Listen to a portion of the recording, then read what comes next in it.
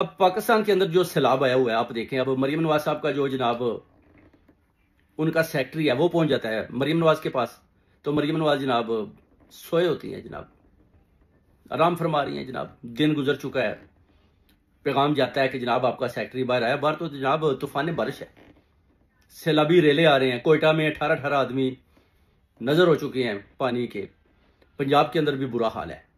तो मरीम नवाज का पैगाम आता है कि जनाब मैं रेडी होकर आ रही हूँ। उसके बाद फिर 2 घंटे गुजर जाते हैं, जनाब मरीम नवाज साहिबा जनाब गुसल फरमाती हैं।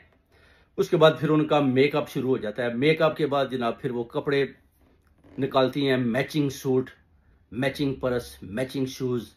फिर वो देखती हैं मैं ठीक हूँ। फिर उनकी जो टिकटॉकर सहेलियाँ हैं वो भी, उनको तैयारी शुरू होती है जनाब, वो भी पहुँचती हैं।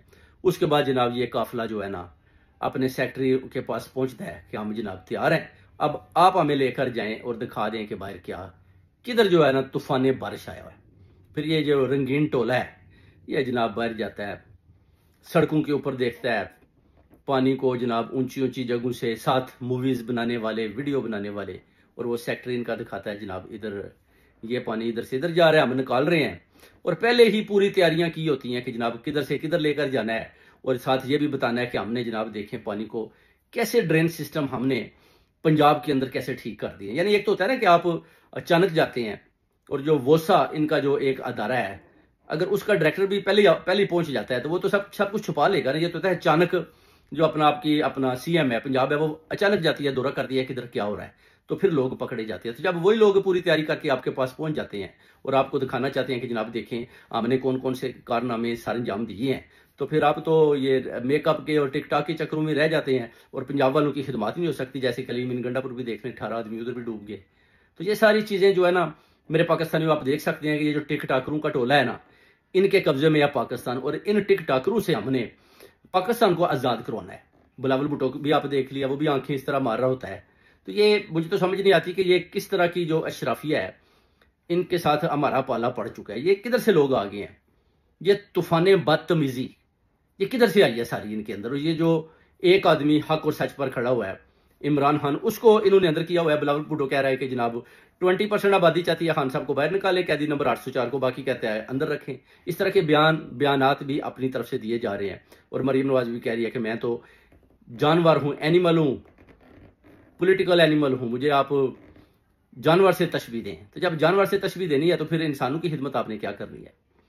तो इधर जो कुछ भी हो रहा है वो आप देख लें। आज जो अदलिया के ऊपर भी डाका डाला गया, 78 जो मखसूस नशिस्तें थी जो पीटीआई की थी, जो जमात सबसे ज्यादा वोट लेकर जीती, उनकी भी पीडीएम के जो अपना टुकड़े टुकड़े जमातें हैं उनके अंदर तकसीम कर देगी। एक तो जमात के पास सिर्फ 3 सीटें हैं, उनको 11 दे देगी। हालांकि होता है कि छोटी जमात हो तो उनको 1 सीट दी जाती है, मगर इधर देखें 11 सीटें जनाब तोहफे में दी जा रही हैं कि जनाब फील्ड मार्शल साहब ने ये दी हैं, तर्जमान जो हमारे इस्टेब्लिशमेंट के 2 उनके रिलेटिव हैं उनको दिए हैं, बाकी जो है इनके जो फुफो के बेटे हैं, किसी के कोई मामू का जाद भाई है, किसी का कोई कजन है, उन सब के अंदर आप देखें इन सीटों की इस तरह बुरी तरह से तकसीम हो रही है, जैसे कि कुर्बानी में बकरों को लोगों के आगे रखा जाता है कि आपको कौन सा बकरा पसंद है। यानी वोट खान का और नशिस्तें भी सारी खान की, और ये हारे हुए लोग इनको वो मखसूस नशिस्तें दे देगी कि जिनको कौम ने अवाम ने मुस्तरद किया और इनको वोट भी नहीं दिया, और इनको बता दिया कि जनाब आप ये सीटें ले सकते हैं। ये जज साहब फरमा रहे हैं कि मैं तो वालदा की जो अपना जनाब फातिहा छोड़कर भी आ गया हूं, क्योंकि मुझे पता था कि मैंने इधर नाइंसाफी करनी है। बेसिकली मैं ये कह रहा हूं, तो अगर आपने वालदा की फातिहा नहीं की तो फिर कम से कम इंसाफ तो करें ना। आपने भी तो जाकर अपनी वालदा को मुंह नहीं दिखाना कि भाई मैं तो मांझी उधर गया था मगर इंसाफ नहीं कर पाया। तो फिर आपको चाहिए था कि ये काम मैं नहीं करूंगा, ये जो अदलिया का निज़ाम है इसमें ये जो गलतकारी है ये मुझसे नहीं होती, मैं तो इस्तीफा देता हूं। तो फिर आपका नाम भी उन शहीदों में आ जाना था, मगर आपने भी अदलिया के साथ गद्दारी की, आइन और कानून को तोड़ा, कौम का वोट उनके ऊपर आपने डाका डाला, उस मैंडेट को चुराया, और आपकी जो अदालत है वो इंसाफ देने में नाकाम रही। और खान साहब की जो 8 दरखास्तें थी जमानत की, जो जैली केसेस बनाए गए, वो भी मुस्तरद कर दी गई। तो फिर आप कौन सी अदलिया की बात करते हैं भाई, कौन सी अदलिया? हुकूमत तो 4 से 6 महीने की मेहमान है, ले लें मजे 4 से 6 महीने, उसके बाद फिर आपका बनेगा क्या? आपको बचाएगा कौन? आप जाएंगे किधर? आपके पास तो रास्ता ही नहीं है। जैली हुकूमत है, जैली मैंडेट है, और जैली जो है ना एक दूसरे को ये सिफारिशें करके मिनिस्ट्रियां भी दे रहे हैं, कोई आप देखें कि असम्बलियों में सजदे दे रहे हैं एक दूसरे के ऊपर। यानी फरोनियत भी इस तरह छाई हुई है कि लोगों को पता ही नहीं कि वो कर क्या रहे हैं। कहीं ये ना हो कि एक दिन वो कि किसी को इस तरह भी सजदे करने शुरू कर दें असम्बलियों में, कि पता चले कि पता नहीं उसने कोई दावा ही कर दिया कि शायद मैं कोई नबी हूं। ये इस तरह की ये जो जाली हुकूमत है, अल्लाह माफ करे, इनसे छुटकारा एकदम छूटेगा मेरे पाकिस्तानी, याद रखो। एकदम ये जो बम इस तरह बना हुआ है ना, ये एकदम फटेगा और ये सारे आप देखेंगे टुकड़े टुकड़े हो जाएंगे, कोई चीज बचेगी नहीं। क्योंकि इनको भी पता है कि जिनको रस्सियों के साथ बांध कर ये चला रहे हैं वो हुकूमत चलने वाली नहीं है। हुकूमत वही चलती है जो अपनी सांसों पर चले, अपनी मर्जी के साथ चले और उनका कोई विजन हो।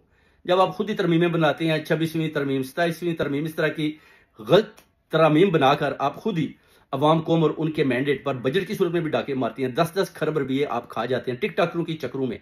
सैलाब आया, लोग इधर उधर सैलाबी रैलियों में जाने जाया हो रही हैं, तो आप जनाब अदलिया में भी डाके डाल रहे हैं। तो सिर्फ और सिर्फ एक आदमी के खिलाफ, कैदी नंबर 804 इमरान खान के। कि भाई इमरान खान साहब को माइनस नहीं आप कर पाए, ये एक बहुत बड़ा सवाल है। जो आप मर जाएंगे, आपके साथ कब्रों में चले जाएगा, मगर खान को माइनस नहीं कर पाएंगे। खान जो विजन दे गया अवाम कौम और कौम के बच्चों को, वो आपका मुकाबला करते रहेंगे सारी उम्र। सारी उम्र आप ये सोचते ही रह जाएंगे कि खान ने हमारे साथ किया क्या। बच आप सकते नहीं, बच पाएंगे भी नहीं। एक्सटेंशन ले लेकर कोशिश करेंगे कि हुकूमतें चलाएं, मगर कितनी देर। बिल्लाहर ये जुल्म का जो बाजार है, ये जो बिल्डिंग आपने तैयार किया, एकदम ये गिरनी है और आप सब ने इसके नीचे आकर ही दफन हो जाना है। और सिर्फ एक आदमी बचेगा जो हक और सच और उसका जो विजन है वो है इमरान खान और उसकी कौम, उसके बच्चे, कौम के बच्चे जो विजन खान साहब ने दिया वो बचेंगे। और वही इंशाल्लाह ताला सामने आएगा और इस हुकूमत की तबाही बर्बादी को देखेगा और फिर आप देखेंगे कि ये मुल्क कैसे उभरता है। इंशाल्लाह ताला मुल्क को हकीकी आज़ादी दिलवा करेंगे, नहीं तो खून के आखिरी कतरे तक इनका मुकाबला करेंगे मेरे पाकिस्तानियों।